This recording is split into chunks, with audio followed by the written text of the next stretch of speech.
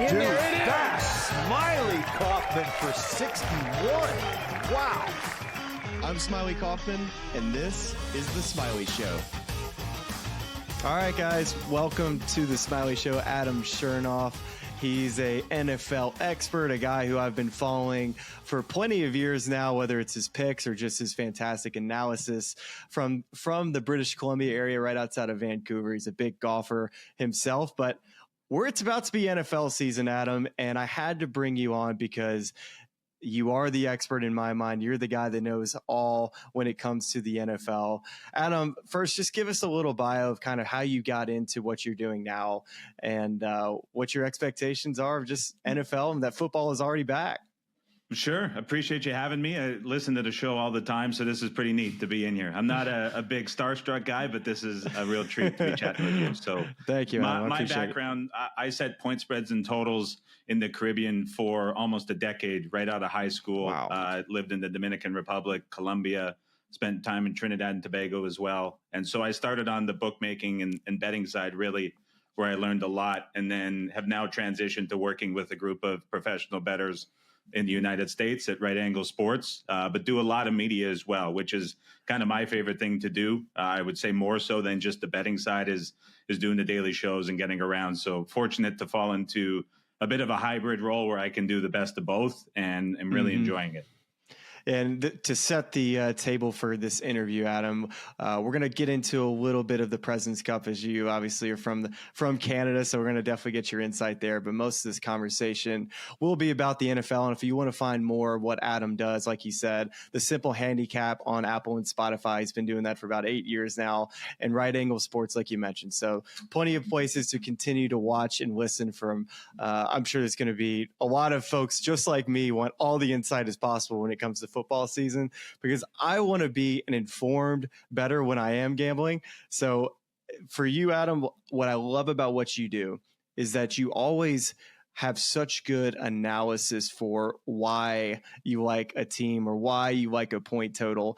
And I feel like when it comes to gambling, where it sits now, I feel like either people like handicappers will either price shop or they'll have a very good analysis and a model in which they follow.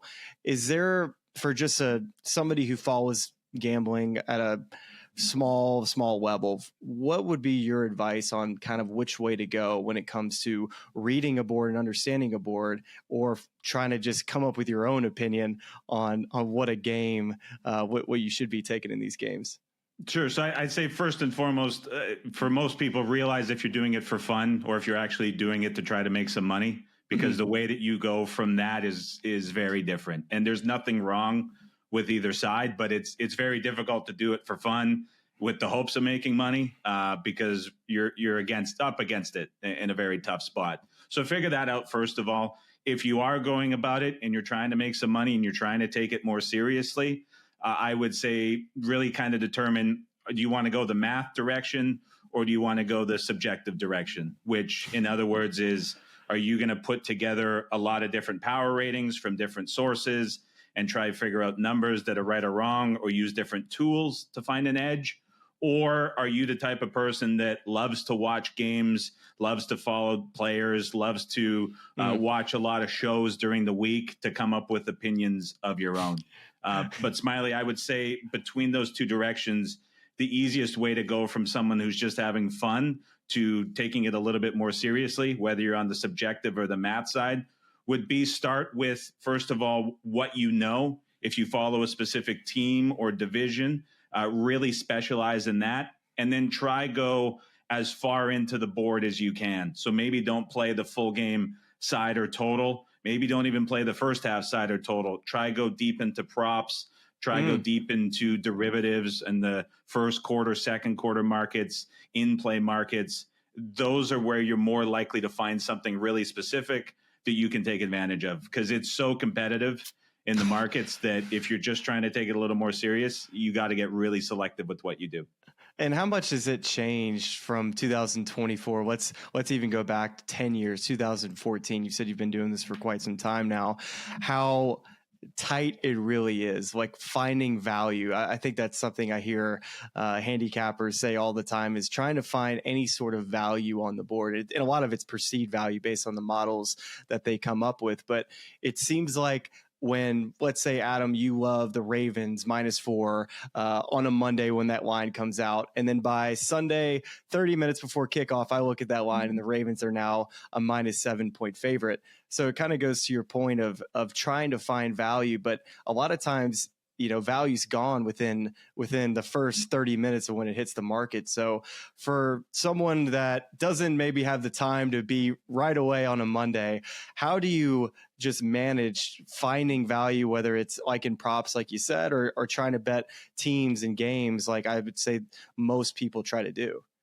It's really hard because it's become very, very competitive. The biggest difference between 15 years ago when I first started to now is that there's way more people with access to different sports books. They're betting much quicker. They're betting much earlier.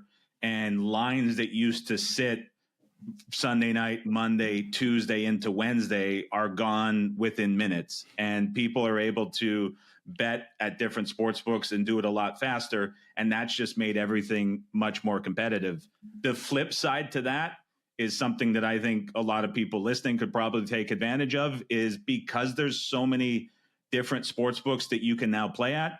There's a lot of different bet types that didn't exist a long time ago. Now, whether or not there's things that you can bet a lot of money on is a subject for a different matter and debate, but there's a lot more options and a lot more depth to every game that you have a much better chance now of finding something specific around a team that you follow or players that you follow that you can bet on and make actionable, where years ago, those bets just didn't exist. So pros and cons to how it's changed, but way more competitive, but way more options.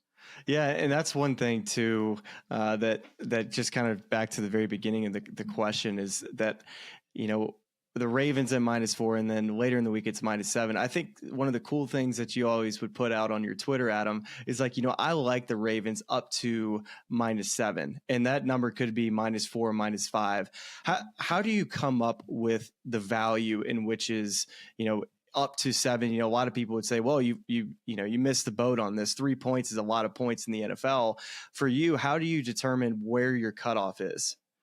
So in the NFL, a really basic sort of rule of thumb is the most important numbers every year for point spreads are 3 and 7. And then secondary numbers are 4 and 6, just because so many games end with a final score that is that differential. So if you have a team like Baltimore, you're saying you're making them -4. If you're going to say -4 is good up to -7, you're sitting on something that nobody else knows, which is incredibly rare to do. Right. So the NFL kind of pigeonholes you in a way where if you like something at -4, there's probably a pretty good chance you might like the other side if it gets to 7. And so you kind of get stuck in these windows of numbers because 3 and 7 have so much weight in final scores. So that's one part of it.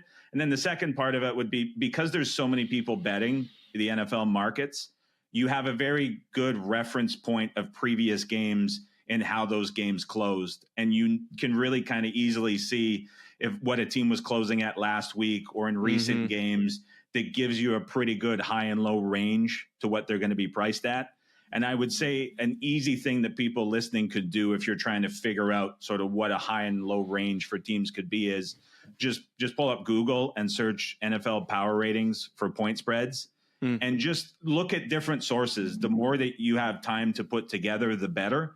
But it's a very good chance if you start putting together power ratings from 2, 3, 4, 5 different sites, you're going to get to a point where you have very good numbers of your own that you can reference. And if you're thinking a team should be a certain number, but it's way off of those ratings, there's a really good chance that you're not seeing something correctly, because it's such a popular league that these ratings can really kind of put you in the right spot with numbers. So that's kind of how you end up coming to those conclusions at a very basic level. And Adam, I don't typically have a pen and paper out for every single interview that I do, but I'm taking notes. Like NFL power rating, okay, I got it. Like I want to be an educated and a well-informed bettor, so I want to do all of these things that you're trying to get our listeners and viewers to try to do.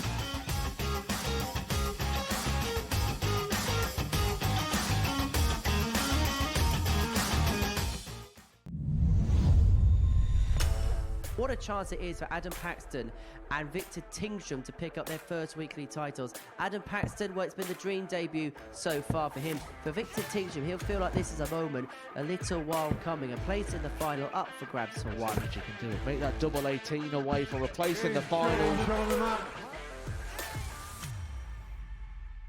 Wesley Plaisir was beaten, knocked out by Mike Warburton in a last leg decider. Play. That is what they are playing for. They are playing for the trophy. They are playing for the big prize pot, and they are playing for a place in the £25,000 Champions Week. 97. There is a point you feel that reality will surely kick in for Adam Paxton. He's here on debut. He watches the Super Series almost every single week. He was happy just to be playing in a group. This could be the leg that we talk about at the end of the night as being the one that changed the final, because Adam Paxton has just gone cold at the moment.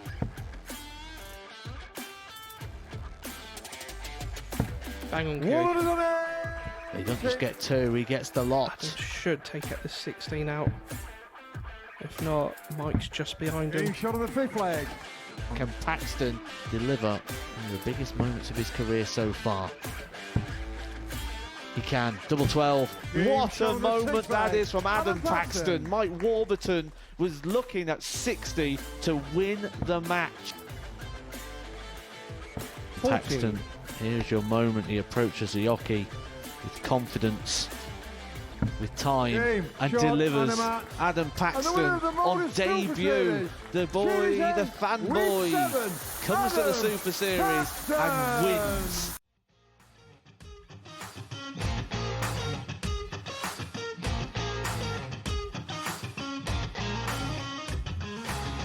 I feel like consistency is something I've gotten better with over the years if I am going to gamble, which is like stick to a process, like stick to a unit, not trying to go all in on one game, because I feel like in this, it's like you can't beat Vegas with one game. Is that your philosophy, or are you somebody that likes a game and you feel like this price or this number is way off? Where do you kind of lie when it comes to as far as just when you really, really like a game? It really all depends on the spot. Usually in NFL, if you're looking at a side or a total for a full game, if you see something that you think is way off, again, typically you're the one that's mistaken, because you just don't get massive errors in the NFL. So for the most part, for full games, sides and totals, it's very consistent. It's a standard bet amount. Anything that I'll do in media rarely is significantly stronger or weaker than things that were given out in the past. Now, when you get into more of the prop markets or secondary derivatives, you can find things that have a pretty big variance. And that's standard, not just through NFL, but for every sport too. And so in some circumstances, you can look at those and say, this is way off because a guy was injured and they got the depth chart wrong on this, or they're mispricing the usage for this third string wide receiver who's now going to be the second string.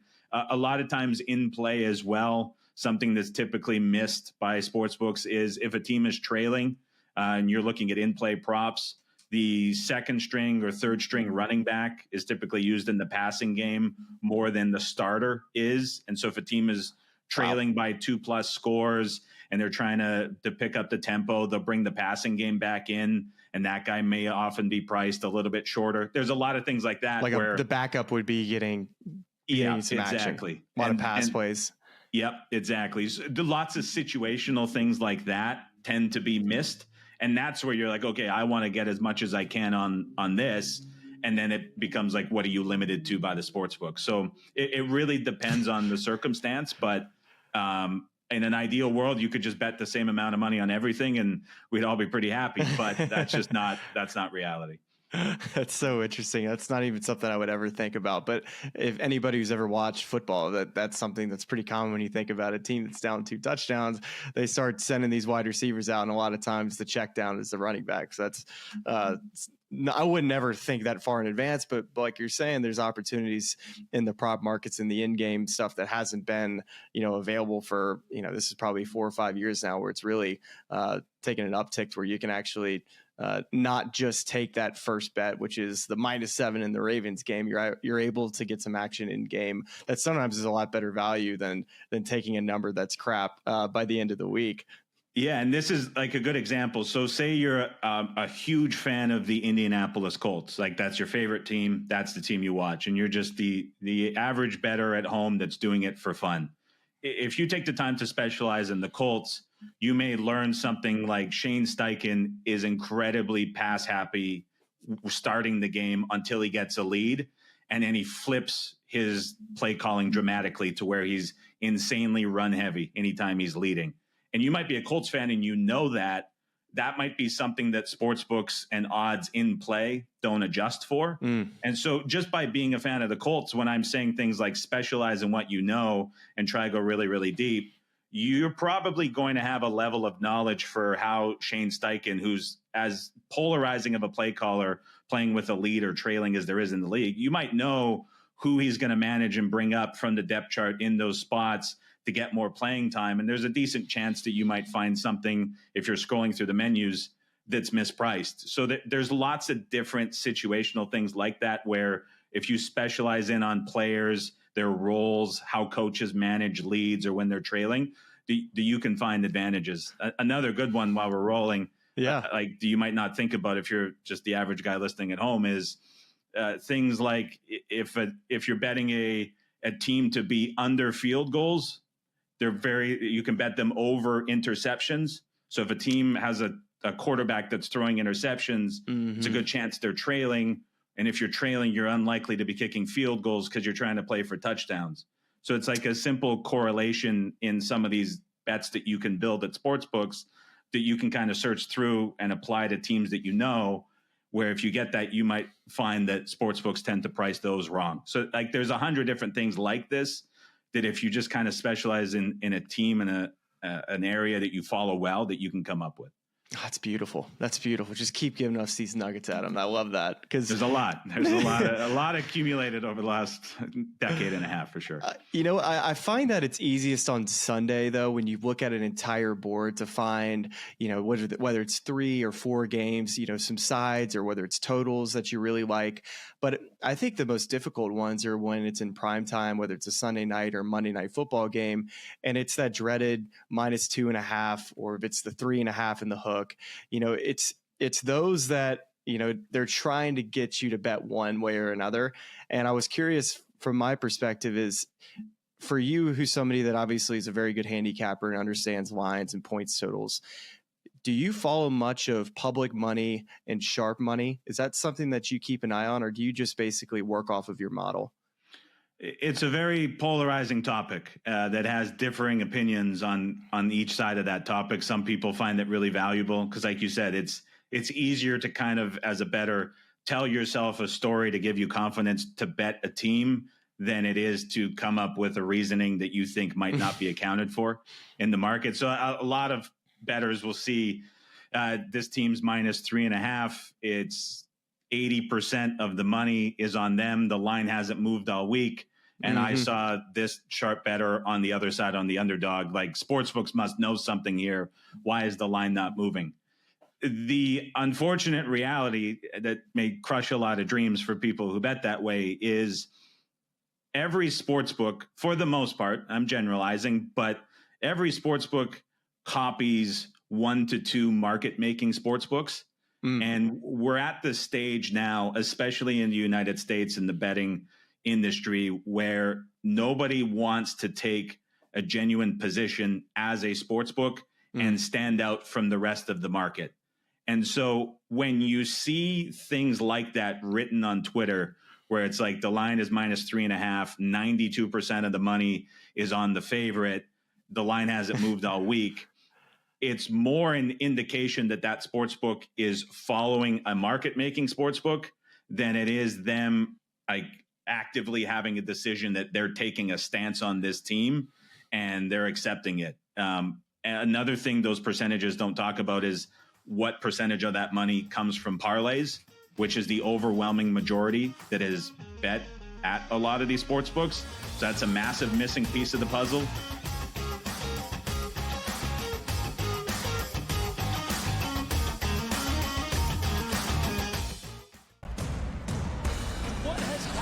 what has transpired here at the First Bank Center here in Denver, Colorado. It wasn't just a big night of fights. It was a big night of memorable moments.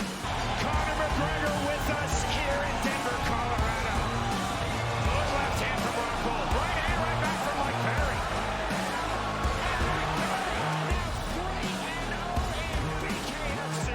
Can I get a face-off with Conor McGregor, man? It's an incredible setup here, incredible matchmaking, incredible storytelling. Oh, you had to come here. All these fighters that step in here are warriors, and all have my respect. And I'm into this game, yeah. We'll be into this, yeah. And we are live here in the Maverick Center here in Salt Lake City, Utah, folks. What a night. It is going to be historic indeed for BKFC 56. Whoever's the king of violence right here, this is going to be a great fight. Perry on the turn. Right hand from Mike Perry. Double check. Who's the king of violence? I am!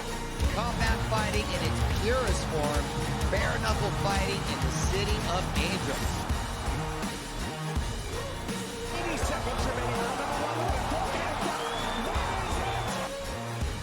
We've got the biggest announcement in the BKFC history we're about to make, so let's make that announcement. What's up, Knucklemania? The notorious Conor McGregor here. Ladies and gentlemen, the huge announcement that I have for you today. Conor McGregor, myself, and McGregor Sports and Entertainment is now an owner of Bare Knuckle Fighting Championship. Welcome to the big leagues. David Feldman, baby, we did it. He's now an owner of BKFC with us, and we're going to take this motherfucking thing all the way to the top now. Welcome back to a Friday edition of the Smylie Show. As we enter the pseudo off-season, so to speak, we still have a President's Cup to look forward to at the end of this month, and we will get right into that today. But it is, of course, football season. The Tour Championship has ended. Scotty Scheffler is your FedEx Cup champion. You just spent the last two segments listening to Smylie's conversation with Adam Chernoff, Smylie's personal NFL guru. Hopefully some of that was helpful this year as you make some bets, work on your fantasy team, things of that nature. Of course, NFL kicked off last night, so we are in full swing in this fall. But there is one large golf event remaining on the calendar. That is the President's Cup, and that was the news of the week in the golf world, as on Tuesday, captain's picks for the international side with Mike Weir and on the American side with Jim Furyk were announced, and there were, as it always seems to be for these competitions, the Ryder Cup included, some big surprises. So let's start with the international side, where Mike Weir selected the following players: Christian Bezuidenhout, Corey Connors, Mackenzie Hughes, Siwoo Kim, Minwoo Lee, and Taylor Pendrith. Big storylines here to me were that this was always going to be a selection conundrum for the Canadian Mike Weir, because he unfortunately was in the unenviable position of having too many Canadians who did not automatically qualify for this team. The three that made it, Corey Connors was essentially a lock at that seventh position and arguably the best Canadian player in the game right now. You had Taylor Pendrith, who was further down the standings, but who'd played well in the FedEx Cup playoffs and played his way into Eastlake. And so showing some form with the win this year at the Byron Nelson that perhaps warranted a pick. The real selection conundrum fell between Mackenzie Hughes, Nick Taylor, and Adam Hadwin. And it seems almost unfathomable that Nick Taylor, a year removed from one of the most iconic moments in Canadian golf history, sinking a long putt in a playoff to beat Tommy Fleetwood and win the Canadian Open, so much so that his silhouette celebrating that putt was the logo of the Canadian Open this year. It seems insane that Nick missed out on this team, but he did indeed do that. Mackenzie Hughes is the player that was selected. And I think what this comes down to, in my opinion, was it's clear that Mike Weir valued putting in this competition. And I say that because Mackenzie Hughes is one of the best in the game. And another player that was selected through these captain's picks is a guy who's played well all season, but Christian Bezuidenhout. So to me, in looking at his strategy here, that's a takeaway I'm gleaning from the decision he decided to make here with his Canadians, is that he was going to have to leave a couple at home, and he wanted the guy, Mackenzie Hughes, that could show up and make some clutch putts that could potentially swing the balance of this competition when it came down to crunch time. So those are Mike Weir's picks. Let's flip over to Jim Furyk's picks on the American side, and he took Keegan Bradley, who is also the captain. He was slated to be an assistant captain for this competition. He is the captain for the Ryder Cup at Bethpage Black next year in 2025. He took Sam Burns, Tony Finau, Brian Harman, Russell Henley, and Max Homa. Let's start with Keegan. Keegan, I think if he did not get selected for this team, there would have been some riots amongst the American support. Keegan was a guy who won the second playoff event, the BMW Championship, to play his way from 50th on that list to 4th place heading into the Tour Championship. We sat down with Keegan, Smylie and I did, at Atlanta, and he said that in the call that was made to him to ask him to captain the American side at the Ryder Cup at Bethpage, they told him that they wanted him to be the first playing captain for this team since Arnold Palmer back in the 60s. And so it seemed to me that if you want Keegan to be a playing captain at Bethpage, it would make no sense to not give him some experience doing the playing captain / assistant, or to do the playing portion, but also being an assistant captain in Montreal for this President's Cup. So I think that selection makes sense. There were a couple of players that got left at home that could feel hard done by. Justin Thomas misses a team for the first time in a long while. It's no secret that Justin was a somewhat controversial pick for the Ryder Cup last year in Rome, where the U.S. team ultimately lost. But his game had been trending in the past couple of months. He's been putting a lot better to go along with his world-class ball striking. So I think he can feel a little bit, it's a little bit of a tough selection for him to not be taken for this team. Akshay Bhatia, another young budding star that barely misses out on points qualification, and Jim Furyk just decides to go in a different direction there. Brian Harman and Max Homa as picks, I think, makes sense for their record. It's just a bit strange, I think, given Max Homa's current form. He was clearly struggling off the tee the past couple weeks in the FedEx Cup playoffs. That having been said, no better way to try to fix that and give him some confidence than playing with a partner in a lot of these formats. You're either playing in a best ball scenario where if you hit it wayward off the tee, you got a guy who can pick you up, or an alt shot where you only have to hit half the tee shot. So maybe this is an opportunity for Max to get some confidence back in his game. And I think Brian Harman's just a gamer. He showed you that even in a U.S. loss in Rome. He's a guy who's a match play dog. So that to me seems like the justification behind Keegan Bradley's pick. So there you have it. Those are your two captain's pick selections for Mike Weir and Jim Furyk heading into the President's Cup. That is the news of the week on the golf side. No tournament this weekend, but hope you get to enjoy some college football and some NFL action. And we will look forward to talking to you next week.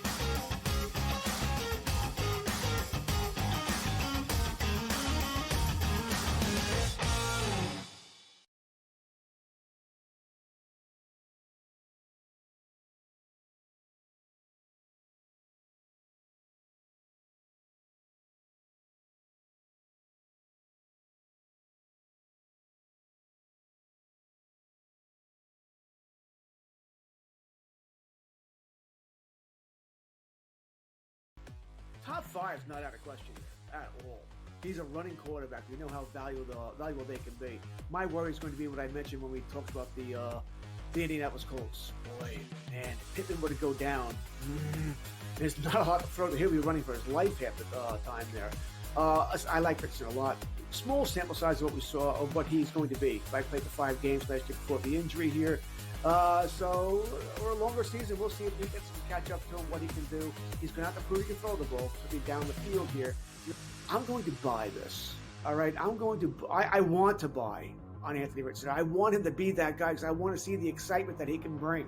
I think, smart money might say go the other way because there's so many quarterbacks in that tier that, hey, he could have a good year and still not finish top 7. That being said, I think he will show, just like he did last year, he's going to be dynamic. I'm buying top 7. Yeah, reminds me so much of Cam Newton in the early days too. I'm going to sell on this. I think it's too high. I think most leagues take away points for interceptions. If that's the case, I think his numbers are going to be 20-something touchdowns, 15, 16-something interceptions. That's going to negate some stuff. Yes, he will run. Can he play an entire season? Still very questionable for me. I have him as the 9th best fantasy quarterback at the end of the season, just outside the top 7. So I'm going to go sell on that.